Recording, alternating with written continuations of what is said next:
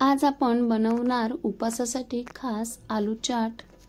कमी वेळात कमी मेहनतमध्ये बनून हे तयार होते। खायला खूप टेस्टी लागते। एक वेळ खाल्लं तर दिवसभर पोट भरलेलं राहतं। बनवून बघा, खूप टेस्टी रेसिपी आहे। नमस्कार, मी अनुराधा's किचन मराठीमध्ये तुम्हा सर्वांचं मनापासून खूप खूप स्वागत। चला तर मग रेसिपीला सुरुवात करू। ही आलू चाट बनवण्यासाठी मी या ठिकाणी अर्धी वाटी भाजलेले शेंगदाणे घेतलेत। शेंगदाणे मीडियम गॅसवर खरपूस भाजून घेतले आणि त्याची सालं काढून घेतले।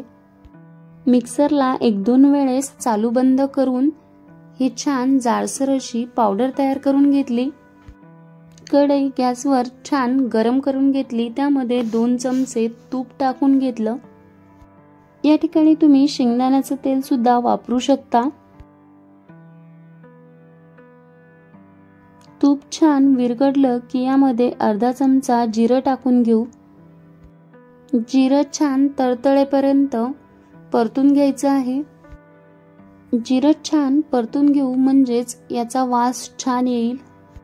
यानंतर या ठिकाणी मी 5 मीडियम साईजचे आलू घेतलेत। आलू उकळून छान गार करून घेतले। नंतर त्याचे छोटे छोटे काप करून घेतले। आलूला छान 4 ते 5 मिनिटं मीडियम फ्लेमवर परतून घेऊ। आलूला परतून चाट बनवली तर याची चाट खूप छान बनून तयार होते। आलूला मी 4 ते 5 मिनिटं परतून घेतली। हलकसं यावर कोटिंग यायला सुरुवात झाली।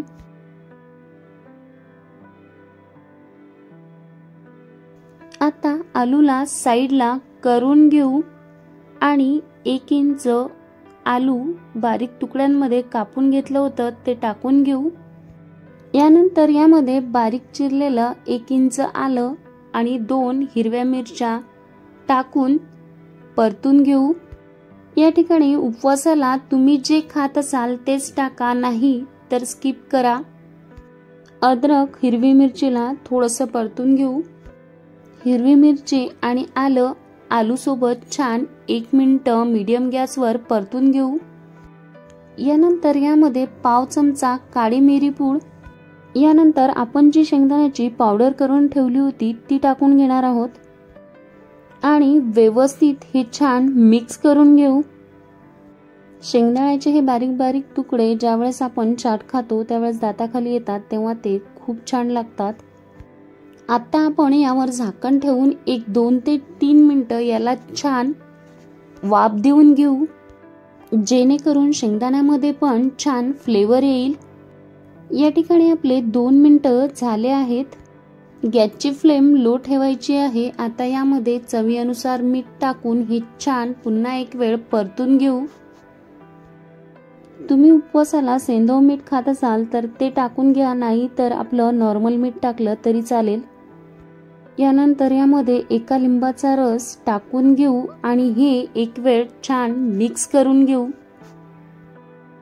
मी या ठिकाणी गॅसची फ्लेम बंद केल्यानंतर लिंबाचा रस टाकून घेतला आहे। या ठिकाणी आपली चटपटीत आलू आणि शेंगदाण्याची चाट तयार आहे।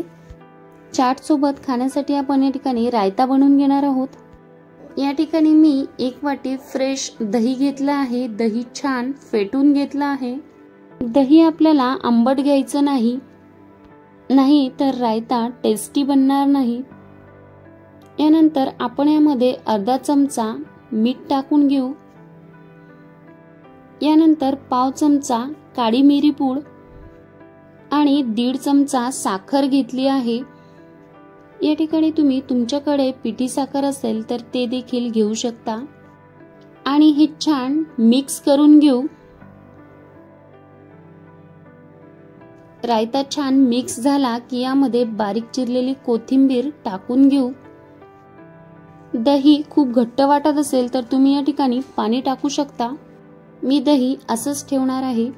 यानंतर रायत्यासाठी तडका बनवून घेऊ। तडका पॅन मध्ये 1 चमचा तूप टाकून घेतलं। तूप छान कडकडीत गरम करून घेतलं। नंतर त्यामध्ये पाव चमचा जिरं टाकून घेतलं। तडक्यामुळे रायता खूप छान टेस्टी लागतो।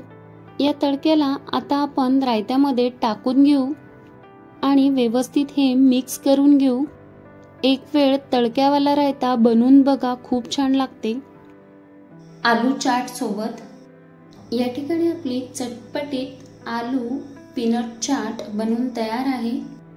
तुम्ही ही चाट थंड रायत्यासोबत सर्व करा, खूप छान लागते।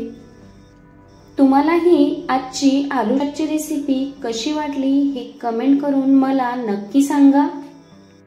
रेसिपी आवडली तर व्हिडिओला लाईक शेअर करा, चॅनलला सबस्क्राईब करा आणि सोबतच बेल आयकॉनचं बटन दाबा, म्हणजेच माझ्या अशा नवनवीन रेसिपीचं नोटिफिकेशन तुम्हाला येत राहील। तोपर्यंत नमस्कार।